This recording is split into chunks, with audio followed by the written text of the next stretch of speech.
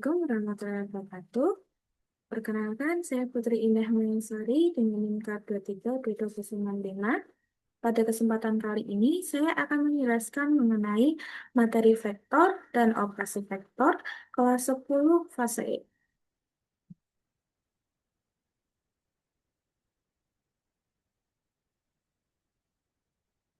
Oke, jadi yang akan kita pelajari pada hari ini itu yang pertama, ada besaran, besaran skalar dan besaran vektor.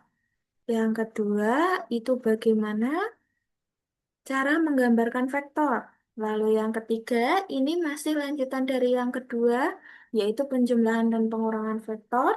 Poin ini itu berkaitan sama poin kedua dan poin ketiga, di mana kita akan mencari resultan, menentukan resultan dengan menggambarkan vektornya. Nah, di sini nanti kalian akan dibagi menjadi dua metode, ada metode grafis sama metode analitis. Lalu yang keempat, bagaimana cara menggambarkan sudut? Jadi vektor itu sendiri nantinya dia bisa membentuk sudut dan bagaimana cara menggambar sudut itu sendiri nanti saya akan jelaskan di poin keempat. Lalu yang kelima tadi sudah saya jelaskan itu mengenai resultan dan yang keenam penguraian dari vektor dan yang terakhir kalian akan belajar mengenai perkalian vektor. Oke, sebelum kita masuk ke materi besaran skalar dan besaran vektor, teman-teman. Kita perlu diskusi dulu. Jadi, yang pertama, itu ada kasus di mana semisal kita memiliki dua buku, teman-teman. Satunya masanya 200 gram dan satunya lagi masanya 250 gram. Menurut kalian, gimana cara kita mendapatkan massa total dari kedua buku tersebut? Tentunya pasti akan kita jumlah. Benar bukan? Nah, penjumlahan massa ini 200 gram ditambah 250 gram ini akan menghasilkan massa total 450 gram. Gitu ya teman-teman. Lalu yang kedua teman-teman. Sekarang semisal suatu saat di masa depan kalian salah satunya ada yang bercita-cita menjadi astronot. Berat kalian di bumi itu sekitar 800 Newton. Lalu ketika kalian berangkat dan berada di bulan, berat kalian ini menjadi 80 Newton, berkurang teman-teman. Nah, padahal orangnya sama teman-teman, nggak berbeda. Tapi kenapa ketika dia di bumi, lalu ke bulan, beratnya berubah? Oke, sekarang kita ingat-ingat rumus yang sudah kita pelajari di materi dimensi, teman-teman. Ada rumus berat sama dengan massa dikalikan gravitasi. Biasanya disimpulkan sebagai M dikalikan dengan G. Nah, berarti teman-teman, berat seseorang mau dimanapun itu berarti kan dipengaruhi oleh massa dan dipengaruhi juga oleh gaya gravitasi. Nah, sekarang gini, kalau kita kita ini teman-teman bisa menapak di bumi, bisa berjalan, bisa berlari, itu karena adanya gaya gravitasi. Nah, gaya gravitasi ini teman-teman, itu menuju pusat bumi. Nah, artinya kalau dia di bulan, dia juga menuju pusat bulan. Berarti teman-teman, di sini konteksnya gaya gravitasi itu punya arah. Nah, apakah gravitasi itu punya nilai? Iya. Kalau di bumi, kira-kiranya kalau di bumi itu nilai percepatan gravitasinya 9,8 meter per sekon kuadrat, atau biasanya kalau kita kita mengerjakan soal di fisika, di soal-soal fisika itu ditulisnya 10 meter per sekon kuadrat. Nah, dua hal ini, massa dan gaya gravitasi, itu mempengaruhi berat. Massa sendiri itu menunjukkan bahwa dia memiliki nilai saja, lalu ada pengaruh dari gaya gravitasi yang dia menunjukkan arah teman-teman. Berarti yang pertama teman-teman, misal di kasus pertama ini kita perhatikan lagi. Kalau Kita berdiri, lalu kita membawa buku ini, kita bergeser ke kanan 3 langkah atau ke kiri 3 langkah. Apakah masanya akan berubah? Tentu tidak. Oke? Karena masanya tidak berubah, artinya masa di sini dia hanya memiliki nilai dan tidak dipengaruhi oleh arah. Sedangkan pada kasus yang kedua, dia dipengaruhi oleh nilai dan juga dipengaruhi oleh arah. Lalu kenapa, Bu? Kita harus membahas mengenai nilai dan arah. Jadi gini, teman-teman. Kita akan belajar mengenai besaran skalar dan besaran vektor. Besaran skalar sendiri itu didefinisikan sebagai besaran yang memiliki nilai. Sedangkan besaran vektor itu didefinisikan sebagai besaran yang memiliki nilai dan arah. Contohnya apa, Bu? Ya, kalau besaran skalar seperti pada kasus pertama tadi, dia contohnya massa, terus ada juga contohnya waktu, ada suhu, ada panjang. Terus ada lagi besaran vektor, contohnya ada perpindahan, gaya sama percepatan. Loh, kok bisa, Bu, perpindahan ada memiliki nilai dan arah?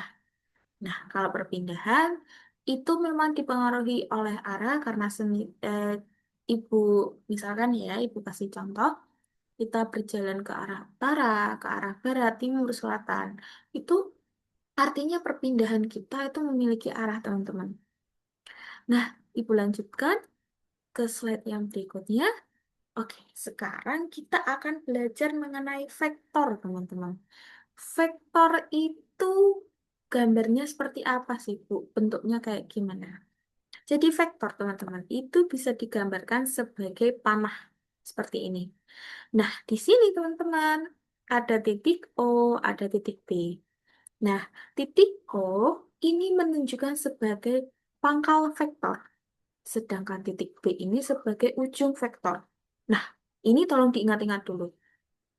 Untuk yang tanpa tanda panah, dia sebagai pangkal. Lalu yang dengan panah, ditandai dengan adanya panah, ini dikenal sebagai ujung vektor. Lalu, O sampai B ini, besar vektornya bisa ditulis dengan huruf miring, teman-teman. OB. Lalu, bisa juga arah vektornya ini dituliskan dengan huruf bercetak tebal. Lalu, apakah ketika vektor ini terhadap bidangnya ditarik untuk membentuk sudut tertentu? Membentuk sudut lancip biasanya. Apakah bisa? Bisa. Bisa. Nanti bisa membentuk sudut 30 derajat, 60, 45, 90, dan seterusnya. Seperti itu. Ibu lanjut. Nah, ini seperti yang aku jelaskan di awal tadi. Jadi umumnya vektor itu, besar vektor itu bisa dinotasikan sebagai eh, huruf miring. Misalnya vektor A, vektor A, vektor AB, hurufnya ditulis miring.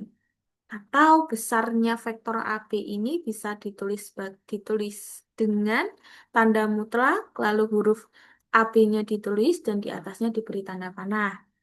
Lalu untuk lambang vektor itu sendiri, kalian bisa menuliskannya sebagai huruf dengan panah di atas atau huruf bercetak tebal, biasanya di buku-buku ditulisnya seperti itu. Lalu, kita bisa mengatakan suatu vektor itu bisa dikatakan sama ketika apa? Ketika dia punya besar sudut yang sama, teman-teman. Besar sudutnya sama, arahnya juga sama, itu artinya dia bisa dikatakan sama. Tapi berbeda atau tidak sama ketika dia memiliki arah yang berbeda atau sudut yang berbeda. Kayak gini kita tidak bisa mengatakan vektor itu sama besar atau arahnya sama. Itu nggak bisa ya, teman-teman. Lalu selanjutnya, kita masuk ke materi mengenai bagaimana cara menentukan resultan dengan metode grafis. Jadi, resultan di sini kita gambarkan ya, teman-teman. Kita gambarkan eh, dengan dua vektor. Langsung ke contohnya saja. Nah, kenapa kalau judulnya penjumlahan dan pengurangan? Ya, karena di sini kita akan menggambarkan resultan vektor yang asalnya itu dari penjumlahan atau pengurangan, teman-teman. Nah, yang pertama kita akan menggambar vektor itu sendiri menggunakan metode segitiga. Nah, sebenarnya di sini ada tiga metode, teman-teman. Ada metode segitiga, metode jajar genjang, dan yang ketiga itu ada metode poligon. Metode segitiga itu metode apa, Ibu? Nah, metode segitiga ini, kenapa tadi di awal Ibu menjelaskan ujung vektor dan pangkal vektor? Karena akan kita jadikan patokan untuk menggambar di metode segitiga, metode jajar genjang, poligon, dan seterusnya gitu. Maksudnya seterusnya nanti ketika ada lebih dari dua vektor, itu ada tiga vektor, empat vektor, lima vektor, kita juga akan menggunakan konsep ujung vektor dan pangkal vektor gitu ya. Oke, kita bahas mengenai metode segitiga dulu. Di metode segitiga ini teman-teman, kata kuncinya itu adalah ujung vektor bertemu dengan pangkal vektor. Maksudnya gimana, Bu? Kok ujung vektor bertemu dengan pangkal vektor? Oke, perhatikan contohnya. Ini ada vektor A, teman-teman. Vektor A. Vektor A ini punya pangkal. Lalu yang ditandai dengan anak panah ini disebut sebagai ujung vektor A. Lalu digambarkan lagi ada dua vektor. Satunya vektor A, satunya vektor B. Ini vektor B, arahnya ke sana, teman-teman. Ini ada pangkalnya, yang ini ada ujungnya, yang ditandai sama anak panah. Nah, sekarang kita tentukan dulu. Kita mau menentukan resultan sama dengan A plus B dan resultan sama dengan A minus B. Nah, terus kalian akan tanya ke ibu, resultan itu apa, Bu? Resultan itu hasil dari penjumlahan atau pengurangan atau total dari seluruh vektor yang bekerja pada suatu sistem, teman-teman. Nah, sekarang kita kembali ke topik metode segitiga ini. Kita gambarkan dulu vektor A-nya. Vektor A digambar. Ini vektor A, arahnya sama. Nah, sekarang A ini punya pangkal vektor dan punya ujung vektor. Sekarang kamu perhatikan teman-teman, di metode segitiga ini ujung vektor itu bertemu dengan pangkal vektor lain. Nah, kalau ini pangkal vektor dan ini ujung vektor, artinya ujung vektor A ini akan bertemu dengan pangkal dari vektor B. Jadi kita menggambarkan ulang vektor B-nya, tapi pangkalnya dihubungkan dengan ujung vektor A. Oke, paham? Jadi ini pangkal vektor A, ini ujung vektor A, lalu di sini bertemu dengan pangkal vektor B. Ini pangkal vektor B. Pangkal vektor B, lalu digambarkan sampai ke sini. Ini tanda panah artinya dia ujung vektor B. Nah, pangkal vektor A ini sebagai eh, titik mulanya, lalu ujung vektor B ini sebagai titik akhirnya, kita tarik garis teman-teman. Seret sampai sini dan dikasih panah. Nah, ini yang kita sebut sebagai resultan. Mohon maaf, di sini Ibu belum menuliskan resultannya ya teman-teman. Nanti kalian bisa menuliskan sendiri di buku catatan masing-masing. Ini bisa tuliskan R sama dengan A plus B. Artinya ini adalah resultan atau hasil penjumlahan vektor A ditambah sama vektor B. Gitu ya. Lalu kita lanjut ke menentukan resultan dari A minus B, teman-teman. Sekarang kita perhatikan dulu. Di sini, dia diminta untuk membuat B-nya yang awalnya positif menjadi negatif. Nih, dia kan positif. Jadi, teman-teman, kalau di vektor seperti ini, di, untuk kita menggambarkan vektor itu kita tidak bisa mematok. Mematok maksudnya kita tidak bisa mengacu. Kalau ke kiri itu sebagai negatif, ke kanan itu sebagai positif. Ini khusus untuk kasus ini saja ya. Kita tidak bisa bilang kalau ke kanan positif, ke kiri negatif, ke atas positif, ke bawah negatif. Itu nggak bisa. Jadi harus sesuai dengan identitas awal dari vektor itu sendiri di soal. Kalau di soal vektor A ke sana itu sebagai vektor positif tanpa ada embel-embel negatif, dan vektor B-nya ke arah sana itu sebagai vektor positif juga, Maka ketika dia diminta untuk jadikan negatif, artinya kita harus membalikkan arahnya, teman-teman. Di sini yang diminta negatif itu adalah vektor B, teman-teman. Kalau awalnya vektor B itu ke sana arahnya, teman-teman. Artinya kita harus membalikkan arahnya berlawanan dari positif vektor B. Berarti kita arahkan ke sana, teman-teman. Ini sebagai negatif vektor B. Jadi arahnya, mohon maaf, ini arahnya ke sini itu sebagai negatif vektor B. Gimana tuh Bu maksudnya ini? Jadi kita gambar langsung ke langsung ke contoh soalnya ya. R sama dengan minus A min B. Kita gambar dulu vektor A-nya teman-teman. Kita gambar dulu vektor A-nya. Ini pangkal vektor A, ini ujung vektor A. Nah sekarang dari ujung vektor A ini kita membuat vektor minus B-nya. Kalau tadi di arah sana dia sebagai positif, berarti berbalik arahnya ke arah sini dia sebagai negatif, teman-teman. Nah, kalau berbalik arah ini pun kita harus memperhatikan. Ini adalah pangkal vektor B dan ini ujung vektor B. Artinya ujung vektor A ini sudah bertemu dengan pangkal dari vektor negatif B. Ditarik ke sini sampai membentuk segitiga, teman-teman. Kan namanya juga metode segitiga. Artinya nanti membentuknya pasti kalau nggak segitiga siku-siku, ya segitiga, segitiga sembarang, atau segitiga dengan bentuk yang hampir-hampir mirip lah, ya, dengan segitiga siku-siku atau sembarang seperti itu. Nah, terus teman-teman, dari sini ditarik ke sini, dari titik awalnya vektor A, yang pangkalnya vektor A ditarik sampai ke ujung vektor negatif B. Artinya, ini sebagai resultan, kalian bisa tulis sendiri di buku masing-masing, resultan R saat resultan atau bisa ditulis R sama dengan A minus B. Seperti itu ya. Lalu kita lanjut. Sekarang kita masuk ke metode jajar genjang, teman-teman. Metode jajar genjang itu apa, Bu? Apakah dia akan membentuk jajar genjang? Apakah sama konsepnya seperti metode segitiga? Kalau segitiga dia membentuk segitiga, jajar genjang membentuk jajar genjang? Iya, teman-teman. Seperti itu. Tapi konsepnya kalau tadi ujung bertemu dengan pangkal di metode segitiga, sekarang kita di metode jajar genjang itu pangkal vektor bertemu dengan pangkal vektor. Nah, maksudnya gimana? Ibu langsung jelaskan di contoh soalnya ya. Contoh soalnya masih sama, teman-teman. Kayak contoh soal di metode segitiga. Ini ada vektor A, ada vektor B, lalu kita suruh menentukan resultan dari vektor A ditambah B, dan resultan A dikurangi B. Nah, sekarang kita akan menggambarkan vektor A ditambah B dulu. Ini vektor A, teman-teman. Kita gambar dulu vektor A. Kita perhatikan. Ini vektor A, sekarang kita ulangin lagi. Ini pangkal vektor A, dan ini ujung dari vektor A. Oke, nah konsepnya kita perhatikan. Pangkal vektor bertemu dengan pangkal vektor lain, teman-teman.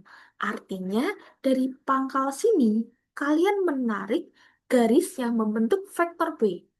Nah, vektor B di sini kan positif. Artinya kita tidak membalikkan arahnya. Dari titik pangkal sini kita tarik menjadi vektor B. Nah, sekarang kita sudah punya dua vektor. Yang satunya vektor A ke arah sini. Dari pertemuan titik pangkal ini di vektor A, dia digambarkan vektor B-nya. Ini pangkal vektor B, ini ujung vektor B. Jadi pangkal vektor A bertemu dengan pangkal vektor B. Lalu sekarang kalian bisa menggambar garis sejajarnya dulu. Kita gambar dulu garis sejajar dari vektor A. Digambar dulu. Sampai sini, di titik-titik boleh. Lalu digambar lagi eh, garis sejajarnya vektor B. Digambar. Sampai sini. Nah, bedanya teman-teman, kalau tadi dari titik awal sama titik akhir itu ditarik garis lurus membentuk resultan.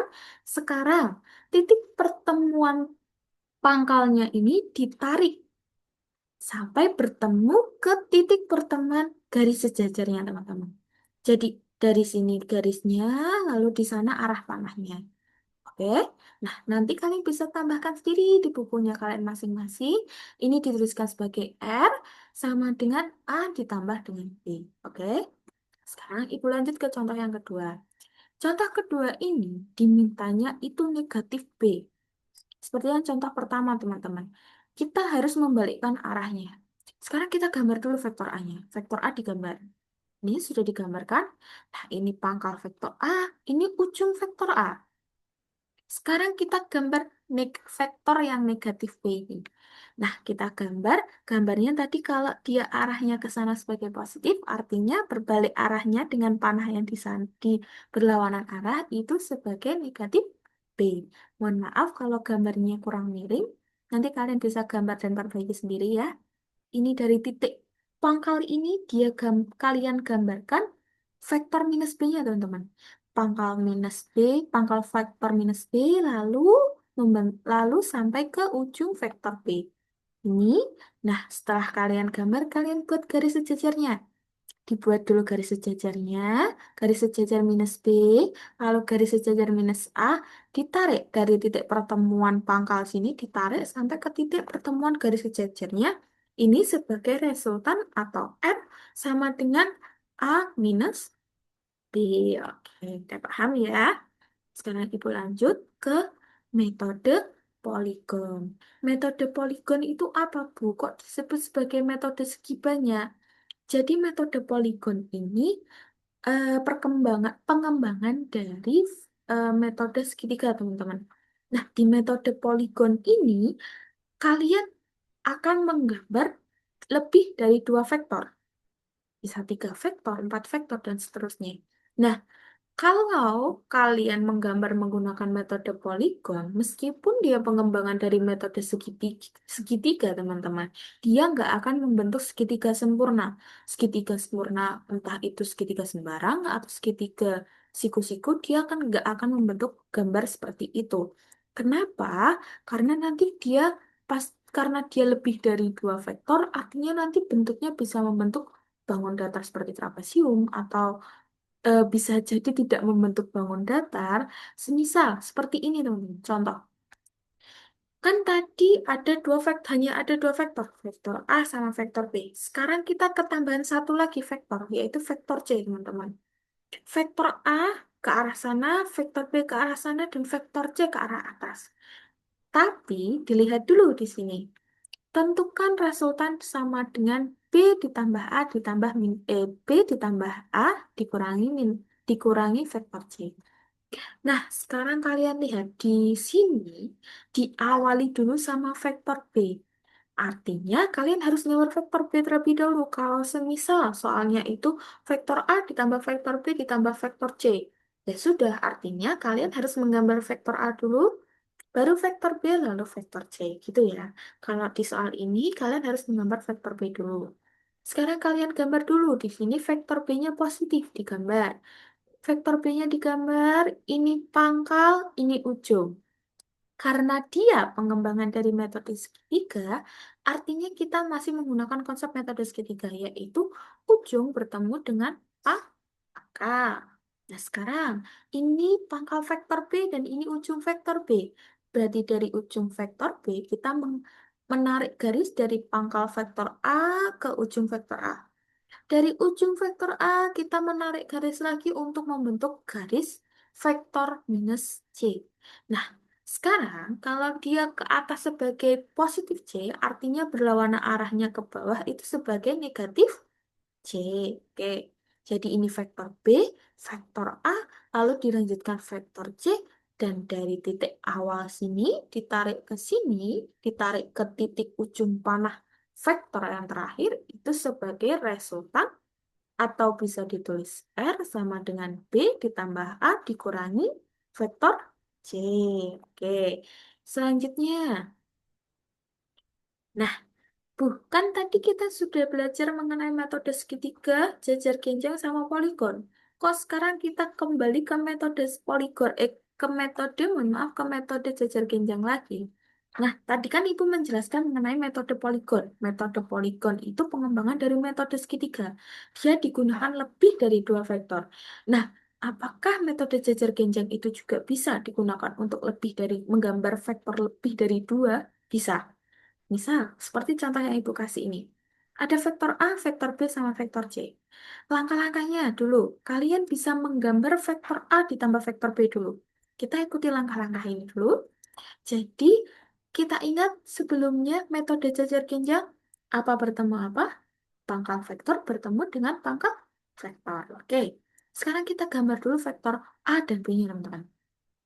Ini vektor A dan ini vektor B. Loh, Bu, kok ini tidak membentuk jajar genjang?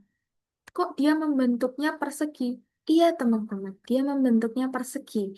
Tapi konsep yang kita gunakan masih vektor A digambar dulu, ini pangkal dan ini ujung, dan ini pangkal vektor B-nya bertemu di pangkal vektor A digambar menjadi vektor B. Nah, gambarnya ini kan membentuk siku-siku. Nah, nanti kalian bisa menggambarkan garis sejajarnya dulu, teman-teman. Ini garis sejajar vektor A dan ini garis sejajar vektor B. Dari titik pertemuan ini, titik pertemuan pangkal kedua vektor ini, A dan B, kalian tarik garis ke sini. Nah, garis dari sini ke sini, ke pertemuan titik sejajar pertemuan garis sejajarnya itu, kalian bisa gambarkan resultan dari A ditambah dengan B. Jadi garis merah ini adalah resultan A ditambah B. Lalu, sekarang kita ganti ke vektor C-nya. Karena di sini yang diminta A ditambah B ditambah C. Sedangkan tadi kita baru mendapatkan vektor A dan B dan resultan vektor A dan B. Cara gambarnya gimana, teman-teman? Kita gambar dulu vektor C-nya, teman-teman, di sini. Kita tarik dari pertemuan pangkal, karena konsepnya pangkal bertemu pangkal, berarti kita tarik dari pangkal sini, ditarik ke sana untuk membentuk vektor C. Nah, kenapa kok kita tariknya dari sini, Bu? Karena sekarang terhadapnya adalah vektor vektor resultan. Nah, resultan itu memiliki arah, Bu. Iya, karena ada panahnya, teman-teman. Nah, berarti vektor C ini terhadap resultan, teman-teman. Kalau garisnya dari sini ke sini itu resultan, terus ditarik dari pangkal sini ke sini itu vektor C-nya, kita gambarkan garis sejajarnya, teman-teman. Ini garis sejajar dari resultan, lalu yang ini garis sejajar dari vektor C. Nah, sudah kita gambar, teman-teman. Sekarang kita gambar resultannya. Dari titik pertemuannya si resultan A plus B sama vektor C, kita tarik ke garis pertemuan garis ke garis garis ke pertemuan garis sejajarnya, teman-teman, di sini. Jadi arah panahnya ke sana. Nah, garis biru ini sebagai resultan sama dengan A ditambah B ditambah C. Ini kita bentuk seperti jajar genjang karena garisnya miring seperti itu. Garis miringnya ini yang Ibu maksud adalah vektor C-nya, ya.